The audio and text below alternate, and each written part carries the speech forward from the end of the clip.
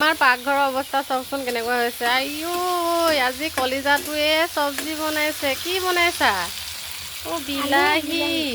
বিলাহীখিনি আগতে দিছা, আলুখিনি আগত দিব লাগে। অ' ল'ৰা ডাঙৰ হৈ গ'ল আৰু দেখিছেনে? আৰু পাকঘৰৰ অৱস্থা চাওক না। এইবিলাক মানে চব ভাঙি চিঙি শেষ কৰি থোৱা আছে। ইয়াত মাটি পেলাই ভৰাই মেলি আৰু ঠিক ঠাক কৰিব লাগিব দেই। এনেকুৱা অৱস্থা হৈ আছে চব।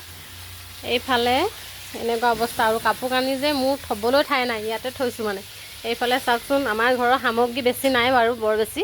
এইফালে একদম এনেকুৱা হৈ আছে, গোটেই অৱস্থাটো বেয়া হৈ আছে। এনেকুৱা অৱস্থা হৈ থাকিলে বাৰু কেনেকুৱা লাগে বাৰু ঘৰখন।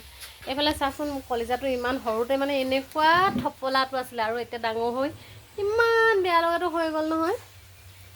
এইফালে গোটেই অৱস্থা বেয়া, য'তে ত'তে মানে কি বুলি ক'ম আৰু। আজি যিহেতু মিস্ত্ৰী নাহিলেই, এনেকুৱা হৈ আছে আৰু অৱস্থাবিলাক।